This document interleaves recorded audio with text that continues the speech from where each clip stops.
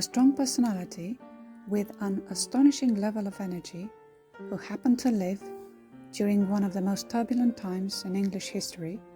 He witnessed events such as the execution of Charles I, the coronation of Charles II, and the restoration of the monarchy to the throne, the Great Plague, and the Great Fire of London. But who was this person? Let's find out. In 1633, Margaret and John Pepys, a couple with a large family living in London, were expecting their fifth child.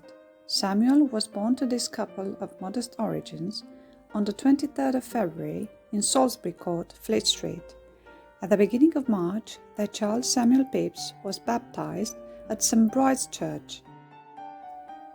Samuel's school years were spent in Huntingdon, where he attended grammar school before returning to London to enroll at St. Paul's School for 4 years. On a very cold afternoon, on the 30th of January 1649, Pepys was in the crowd that had gathered at the Palace of Whitehall, where an execution scaffold had been erected in front of the banqueting house for the execution of Charles I, according to his own admission in his diary. He told a friend years later that he was afraid his old schoolfellow would remember the words Pepys had said the day the king was beheaded, that, were I to preach upon him, my text should be, "The memory of the wicked shall rot." Upon receiving 2 scholarships from his school, he was admitted to Magdalen College in October 1650. After 4 years, he took his Bachelor of Arts degree. Pepys became an assistant and protégé of his cousin Edward Montague, who was elected a Member of Parliament for Huntingdonshire in 1654 for the first Protectorate Parliament. Montague played an important and constant role in Pepys' life, offering him his job and later introduced him to the court of Charles II that made Pepys prosperous. After leaving Cambridge at the age of 22, Pepys met Elizabeth Marchand de Saint-Michel, and on the 1st of December 1655 they married at the church of St. Margaret of Westminster. Beautiful Elizabeth was 7 years younger than Samuel and came from a family of French Huguenot immigrants. In a few months' time, the couple would move to Axe Yard when Pepys obtained a new position working as a clerk for George Downing at the Exchequer Office. His name was later given to Downing Street. Pepys underwent a dangerous operation on the 26th of March 1658 when he was cut of the stone, the removal of bladder stone that was successfully done considering the basic medical procedures, which was incredible for that time. Pepys made of that date an anniversary celebrated by him each year. However, this medical condition would trouble him throughout his life. 1660 proved to be a crucial year in Pepys' life and also in his country's history. When his cousin and Lord Montague resumed his old position as general at sea, Pepys sailed with the fleet, accompanying Montague as his secretary. The political landscape was that of intense activity of bringing back Charles II as king. Montague had been in secretive correspondence with the king, and when Parliament declared Charles II as king on the 8th of May, Montague sailed to Holland to bring Charles back to England. We find out from his diary that Pepys met the king for the first time on the 17th of May, when he described Charles as a sober man. On the 23rd of May, the king came on board, and Pepys described that all day nothing but lords and persons of honour on board, that we were exceeding full. An account given by the king about his escape from Worcester was written down by a tearful Samuel, and so Pepys changed from a Roundhead into a loyal monarchist. Pepys is famous these days for his diary, which he kept for 9 years. In a moment of inspiration, Samuel started keeping a diary, and on the 1st of January 1660 he made his first entry in his diary. His diary, which he never intended to be seen by the public, was made available for posterity in 1825 and offered us a description of London and its people who lived during the middle of the 17th century. He gave us a first account of historical events that marked his native country during that time. Pepys' diary was written in a pleasant style, revealing to us historical events depicted as they happened, as daily occurrences. One gets the sense that history is played out in front of one's eyes. Pepys comes alive through his words. One can see him as he really was, full of energy, ambitious, driven, curious, hard-working, crisscrossing London on foot, by boat and by coach, having dinners with his wife and friends, going to the theatre, playing music, and keeping his diary. Pepys is also remembered today for his involvement in the administration of the Royal Navy, which he helped run more efficiently.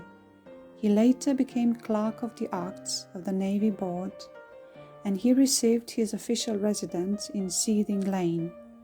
Pepys started learning mathematics and spent time in the Royal Dockyards trying to understand the inner workings of the Navy. His career would take off, and he later became a Justice of the Peace, and in 1665 he became a treasurer for the English colony at Tangier, and later a surveyor of naval victualling. The Second Anglo-Dutch War gave Pepys the opportunity to prove himself as an efficient organizer of the Navy. However, the war was lost, and Pepys was faced with an inquiry in relation with his role as a Clerk of the Acts. Pepys had a curious mind and was interested to learn about new things, thus being elected a Fellow of the Royal Society in 1665. He later served as its president from 1684 to 1686.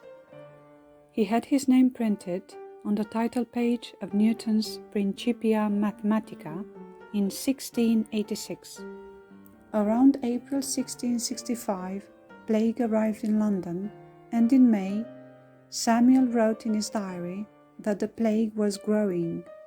By June, he saw how the people were frightened by the increased mortality and started leaving the town. By the end of August, Samuel is shocked to see how everybody looks, and discourse in the street is of death and nothing else, and few people going up and down, that the town is like a place distressed and forsaken. At the end of 1665, Pepys wrote in his diary, summarizing his year, "I have never lived so merrily, besides that I never got so much, as I have done this plague time." He was able to overcome adversity and managed to enjoy life and was prosperous, increasing his income during such a terrible time when thousands died because of the Great Plague. Whilst the plague was emptying London of its people, be it by death or by making them leave, one morning in September 1666, Pepys was alerted by his maid about a great fire in the city. Samuel got up and went out into the town to witness the fire for himself, where he could see an infinite great fire which had started in a baker's house in Pudding Lane. London was engulfed by the flames, and the scene was heartbreaking, as Pepys put it, poor people staying in their houses as long as till the very fire touched them, and then running into boats.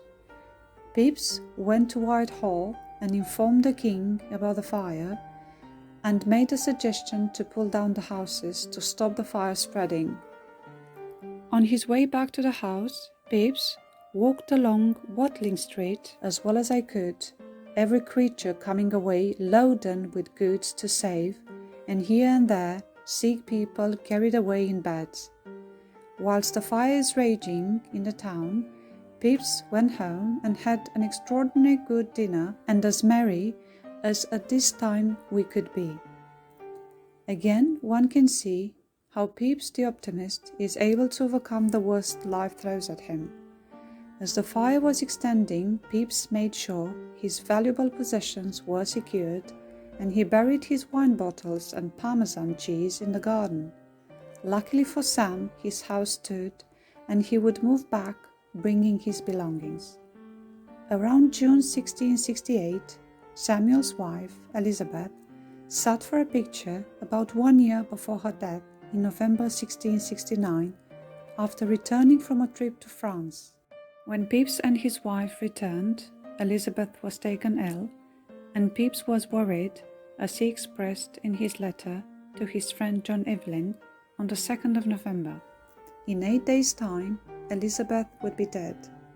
Although unfaithful to Elizabeth throughout their marriage, Sam was clearly saddened by his wife's death. She was only 29 years old. He never remarried, but he lived with a lady maid called Mary Skinner, effectively his wife. Pepys was only halfway through his life and went on to achieve other things, such as being promoted as secretary to the Lord High Admiral and becoming a Member of Parliament for Castle Rising in Norfolk from 1673 until 1678 and Harwich in 1679.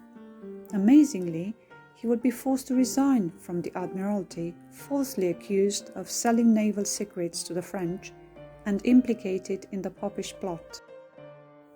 Subsequently, he was sent to the Tower, where the charges of treason brought against Samuel would be later dropped and be pardoned given his connections with the royal court. Later, he was in Tangier when he took part at the British abandonment of the colony, which gave him the opportunity to keep another journal covering his experiences. When Charles took the Navy under his control, Pepys was appointed as his secretary for the affairs of the Admiralty. When Charles II died in 1685, his brother James II became king, and Pepys retained his position as naval secretary until shortly after William and Mary became monarchs following the abdication of James II.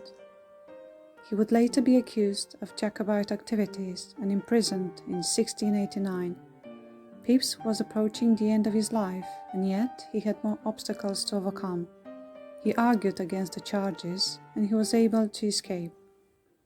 Pepys' love of books made him an avid collector who amassed over 3,000 books and manuscripts in his library.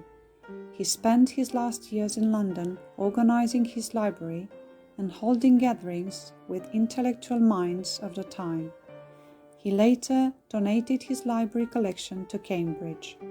His health started deteriorating, and he died on the 26th of May, 1703 in Clapham, South London. His wish to be buried next to Elizabeth was respected, and his body was laid in rest in St. Olave's Church. Pepys was regretted when he died, and his friend John Evelyn said, "He was universally beloved, hospitable, generous, learned in many things, skilled in music, a very great cherisher of learned men, of whom he had the conversation." From modest origins, Pepys made his way up to be the secretary of the Admiralty. He advanced his career through skill and his desire to prove he was a good administrator, and left us a detailed account of life in the 17th century London, being forever linked to the city he loved. His attitude to life was a positive one, and he embraced challenges, trying to overcome them, whilst never giving up his desire to enjoy life's good moments.